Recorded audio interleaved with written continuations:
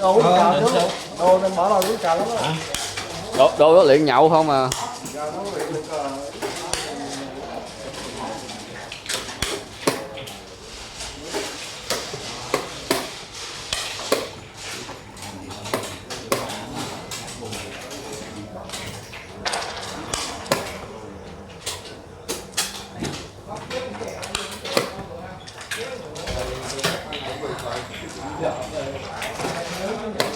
đi đâu mà.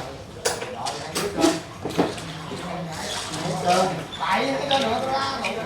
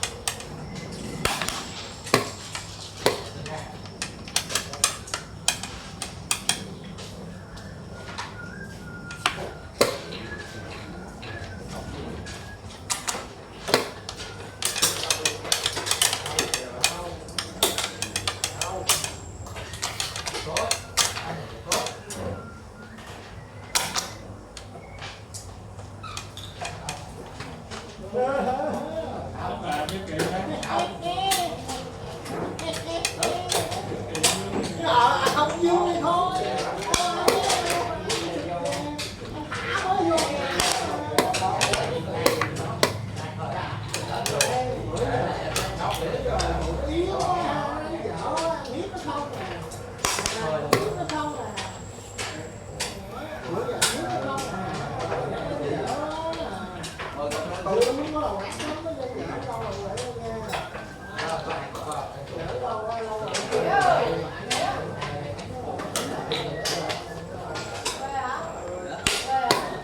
Đợi ăn nữa của con. Đừng có ăn nữa. Chết người à.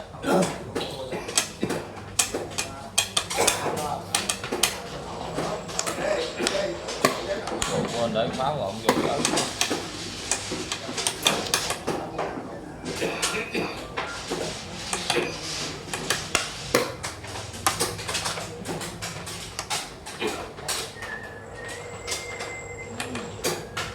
Alo. Alo. Gì đó? Ra đây về.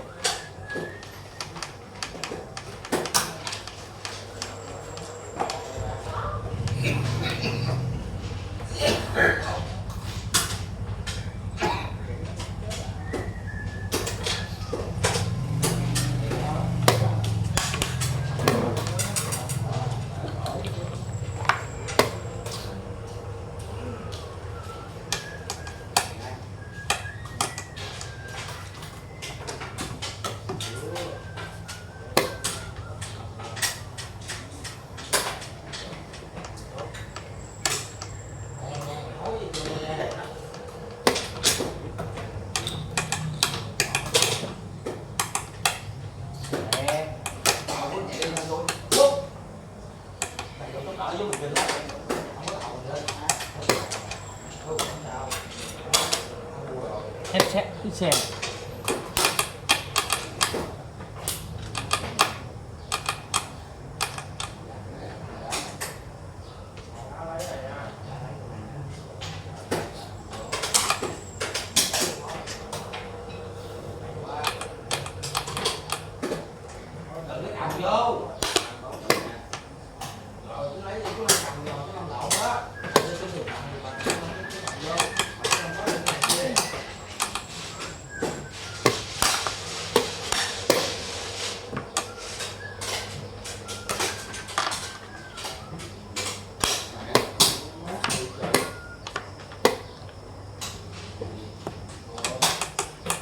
nó còn quá trời.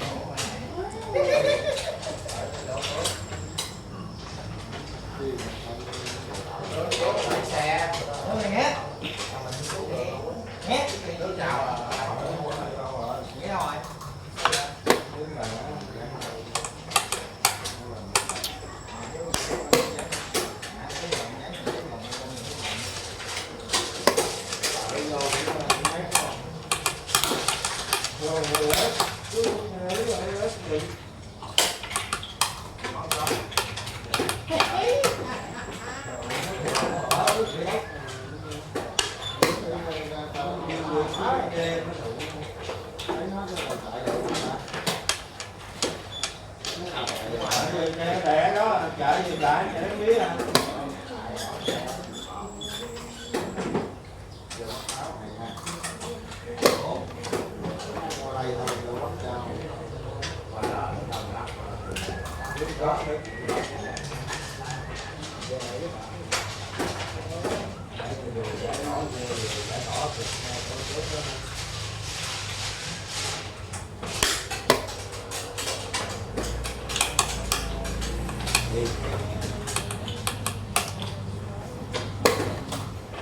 Không có thua vậy sao?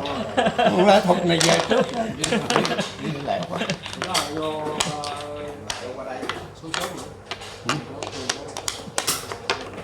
Cũng kỹ rồi mới được cái mẫu. Đi mấy nước cờ nãy giờ đi sơn quá. Một ha. Phải cũng kỹ.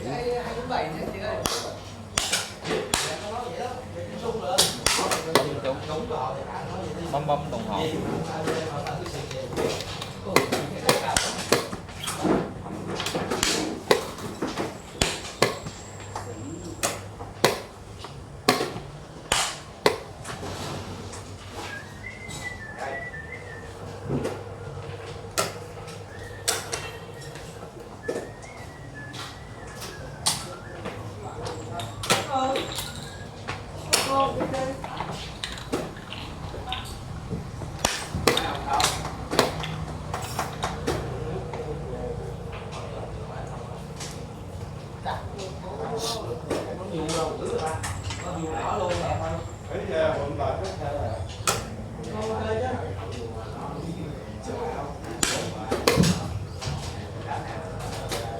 Sai rồi.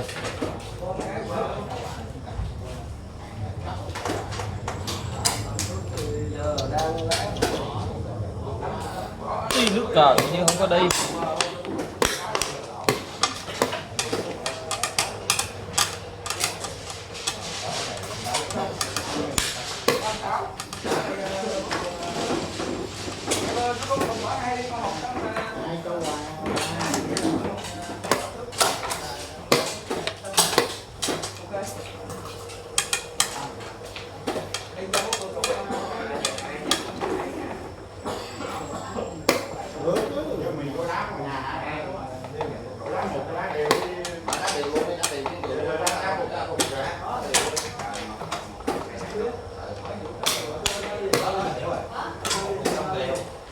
Đang lé.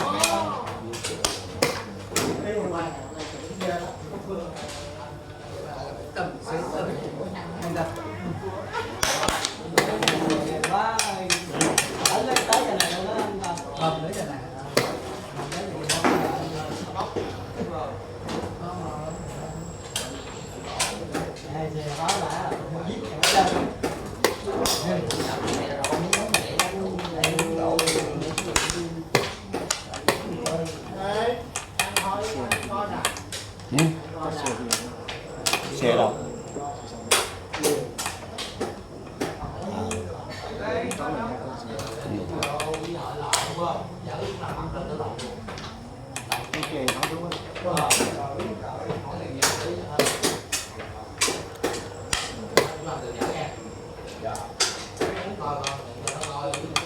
Nào nó qua làm thịt nói giờ nào để qua làm thịt nãy giờ đâu cẩn nào đưa cái bãi xấu nữa rồi.